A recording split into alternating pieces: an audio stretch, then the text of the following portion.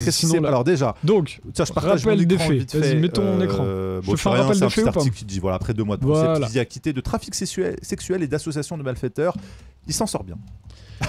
Alors, il s'en sort pas si bien, parce que donc, ce qui est intéressant, c'est que les médias, tous les médias sont allés dans le même sens, donc c'est quand même un truc qui me fascine. Genre, en fait, ils résument tous la même information. Ouais. Donc, je m'en suis farci une dizaine, tous répètent le même truc, et c'est c'est vers le milieu de l'article qu'ils te disent, mais par contre, il est bien accusé de 2 faits, 2 chefs d'accusation, où il a fait transport ayant pour but la prostitution. D'accord. Puisqu'il a transporté sur un autre état, en étant drogué, ses copines, pour les amener faire des sortes de partouzes géantes. Les freak-off.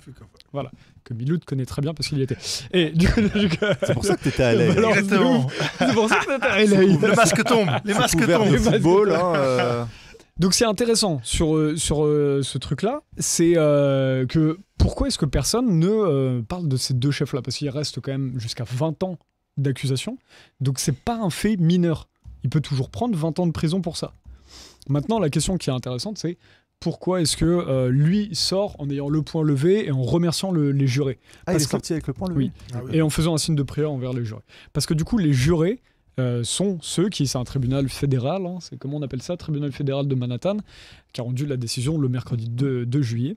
Et c'est la décision que vont rendre donc les personnes qui sont sélectionnées, hein, les jurés, pour venir écouter les plaignants, les 2 parties, et puis à la fin dire oui, je crois dans les victimes, etc. Donc là, les jurés ont pris directement part pour P. Diddy. D'accord. Alors qu'ils ont entendu plein de témoignages qui se sont succédés pendant plusieurs mois, où les femmes ont raconté comment elles sont tombées dans la drogue pour essayer de tenir sur cette déconnexion, parce qu'elles étaient quasiment forcées pour aller, selon elles, pour aller dans ces freak-off.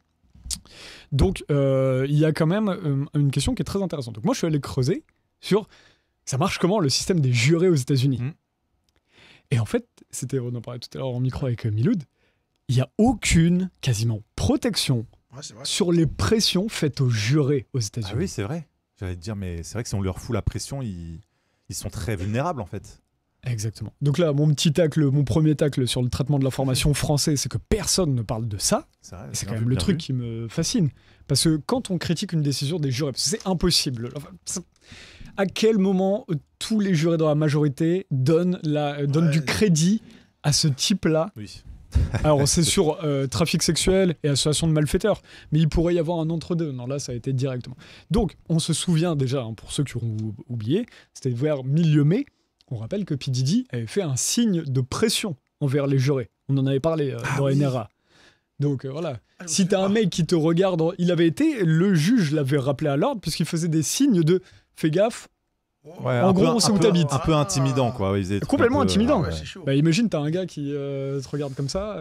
Non, c'était pas aussi. C'était un peu plus subtil, aussi, mais c'est vrai que subtil avec quand même. le passif qu'il a et les soupçons de meurtre, de meurtre qu'il a sur ses ex-compagnes et d'autres personnes dans son entourage, c'est sûr que quand t'as P. Diddy au cul, vaut mieux changer de pays. On rappelle qu'il était aussi accusé d'avoir commandité la tentative d'assassinat sur Tupac Shakur en 95. Ouais. Donc, je veux dire, t'as un passif de violence. Bref, pour pas faire trop long sur ce sujet-là, mais pour vous en apprendre un petit peu sur les jurés, faut savoir que du coup, donc là, quand on demande des sources sur les jurés, on te répond toujours « Ah non, mais ne vous inquiétez pas, ils sont incapables ils ne peuvent pas être corrompus. » Donc déjà, j'aimerais bien savoir comment est-ce qu'on peut éviter de financer les jurés. Ouais. Puisqu'en fait, il n'y a rien qui te protège à terme. Sur le moment, on ne peut pas financer un juré. Mais qui te dit qu'il ne va pas toucher de l'argent sur un compte offshore un an plus tard? Bien sûr. Et surtout, donc c'est surtout là, c'est les pressions. Moi, ce qui m'a fasciné dans cette affaire sur les jurés, c'est que tu retrouves ces problèmes-là où il y a des pressions sur les jurés. Dans l'affaire Manson, très vieille affaire, Charles Manson, je ne sais pas si tu te souviens de l'affaire, où tu avais notamment une actrice, Sharon Tate, de Hollywood dans les années 60. C'est en fait un gourou qui, du coup, incitait les gens à aller détruire des symboles du capitalisme. Et donc, lui n'avait pas tué directement Charles Manson, il avait incité des dizaines de sortes de hippies à aller abattre notamment Sharon Tate, qui était une des actrices célèbres de l'époque. C'est comme si on abattait Margot Robbie ou un truc comme ça. Ah oui, d'accord. Et donc, c'est hyper intéressant parce que tu as ça là-dedans, mais tu as ça aussi dans l'affaire R. Kelly, ou tu as ça aussi dans l'affaire Jeffrey Epstein. Exact. Donc, dans l'affaire Manson, par exemple, c'était très visible parce que tu avais directement les jurés qui passaient devant les fans de Manson, de Charles Manson, t'es quand même donc une grande figure, gourou psychopathe. Tu as tous ces fidèles-là, qui sont potentiellement des assassins en puissance, qui n'étaient pas tous au tribunal, mais du coup qui étaient devant le tribunal et les jurés passaient devant. Un peu intimidant quand même. Intimidant. Et dans l'affaire Epstein, je note de ce qui est fascinant, lors de délibérations, un juré a partagé son propre vécu d'abus sexuels pour expliquer aux autres jurés la nécessité de ne pas rejeter les témoignages malgré leurs lacunes de mémoire. Cet aveu, dit-il, a provoqué un silence marquant et convaincant qui a influencé fortement ses propres pairs. Les délibérations sont un espace de tension entre les jurés où les avis minoritaires peuvent subir une pression sociale implicite, notamment les fatigues, la volonté d'aboutir qui peuvent pousser certains à céder. L'effet hold-out, un juré isolé peut être poussé aussi à rejoindre un consensus, non pas par conviction, mais par épuisement ou pression collective. Je vous invite à aller voir le Business Insider pour aller voir ça. Et il y a aussi bien plein de biais psychologiques qui sont décrits. Vous les retrouvez aussi, je vous retrouve la source dans l'article de The Atlantic et du New Yorker, Why High Profile Defendants Often Get Off. C'est extrêmement intéressant ce qui se passe aujourd'hui. Et ça, on ne parle jamais. Donc, ça me fascine, moi, comment les journalistes mainstream français, ces médias de masse, en fait, disent juste de l'information, mais sans se questionner, mais comment on en vient à une situation de merde? Tu vois ce que je veux dire? Et du coup, il relate juste, non, c'est bon, il est blanchi. Moi, en tout cas, ce qui me surprend, c'est que l'administration Trump, en tout cas Trump que beaucoup avaient encensé en disant bon, il va faire tomber certaines personnes du réseau avec P. Diddy qui doit avoir pas mal de dossiers sur pas mal de gens. Selon moi, c'est difficile que cela puisse se faire sans l'aval de l'administration Trump. Même si normalement ça doit être quand même dissocié, les pouvoirs, j'y crois très peu. Donc je me demande, est-ce que P. Diddy avait des dossiers sur Trump? Est-ce qu'il y a un deal qui s'est fait entre les deux pour éviter qu'il y ait beaucoup de personnes dans le chat, qu'il y a eu un accord, qu'il a dû du coup, qu'il y a des noms un peu comme Epstein. Tu parlais d'Epstein, mais il y a une liste qui devait sortir qui, je ne sais plus qui disait justement dans le chat là. C'est dommage parce que j'ai l'impression qu'on, c'est Charles qui nous dit Musk avait peut-être raison, la liste d'Epstein ne sortira jamais. Pareil, il y avait une liste d'Epstein avec des noms, des personnalités qui sortir, mais pour l'instant c'est étouffé. On dit oui ça va sortir, mais Elon Musk a prétendu que Trump était sur la liste et donc on s'est dit bon bah Musk va peut-être sortir la liste. En fait, il y a une espèce de teasing qui se déroule comme ça et puis finalement il se passe rien. C'est toujours un peu surprenant. C'est comme si on donne de l'espoir. Finalement, les gens se contentent de ce qu'on leur donne et puis quelques semaines, quelques mois après, on passe à autre chose et le truc est passé un peu sous le tapis, on arrange les affaires discrètement et en fait tout continue comme avant. Et les gens ne demandent pas en masse effectivement Après il faudrait que tous les médias alternatifs se mettent ensemble et puis disent là, continuons, il faut qu'on demande des comptes aujourd'hui de ces trucs là.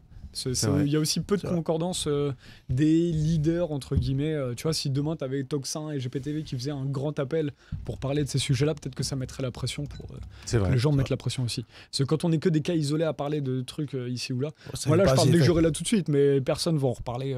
Tu vois, ça tombe. Moi, je vis selon mes valeurs, mais derrière. Je suis d'accord, il faut qu'il y ait un effet boule de neige qui soit créé. Mais c'est comme je sais pas si vous vous rappelez, il y a plusieurs mois, il y avait un documentaire qui devait sortir de 50 Cent. Ah oui. Et là, on n'entend plus parler. Oui, mais le temps qu'il le fasse, il l'a annoncé. Je pensais que ça allait sortir moi, au courant du procès. Est-ce que ça va arriver? Je sais pas si dans le chat bon documentaire. Ça met toujours au moins 2 ans à faire. Parce que c'est l'un de ses ennemis. Je sais qu'il veut ça pour. Parce que 50 Cent veut clairement la peau de Diddy. J'ai l'impression qu'il va tout envoyer dans le documentaire. À voir. Apparemment, il avait même 50 Cent avait demandé à Booba de participer au documentaire. J'avais vu passer le truc. Ah ouais. Ah oui. Je ne sais pour quelle raison. C'est vrai. Et du coup, c'est très intéressant parce que. Pour finir sur le traitement de l'information de ces médias de masse, pourquoi est-ce qu'ils ne parlent pas de... Pourquoi est-ce qu'ils sont bien contents de traiter l'information comme ça? C'est parce qu'en fait, remettre en question là, quand on dit c'est juste P. Diddy, c'est encore continuer sur ce qu'on fait tout le temps sur ces réseaux pédocriminels. C'est qu'on dit c'est un mec isolé qui fait de la prostitution. C'est pour ça que lui, là, il est content, il sait qu'il va pas se faire buter en faisant ça. Parce que lui, c'est l'instrument du pouvoir depuis la mort de Tupac et de Notorious Big. Donc, c'est quelqu'un qui a été coopté par le pouvoir très clairement pour justement, qui élimine les gens dérangeants autour de lui et qui aussi, comme Epstein, garde des dossiers sur les uns les autres. Donc, tu vois, il y a une vraie utilisation du pouvoir d'un mec comme ça. Donc, à mon avis, là, il sait très bien qu'il va pas se faire buter en étant juste lui ciblé. Et derrière, les médias mainstream sont bien contents de toujours dire c'est un mec individuel, c'est un malade individuel. Par contre, trafic sexuel, non, ça y a pas. Et donc, c'est extrêmement grave parce qu'on est face à ça. Et donc, ils sont bien contents de ne pas parler de ces problèmes-là de jurés, Parce que dans ce cas-là, tu rentres pas dans le fond Exactement. du problème. Et on parle Et- pas des réseaux. Et on va un petit peu Ah, c'est vrai, bien vu, Romano. personnifier le truc Bien sûr. sans impliquer tous les gens autour qui ont pu constituer et participer à ce réseau-là. C'est un délire. Parce qu'à mon avis, en plus, P. Diddy et le réseau qui a pu graviter autour, qui a pu être, à mon avis, impliquant du beau monde, c'est quoi qu'une partie de l'iceberg.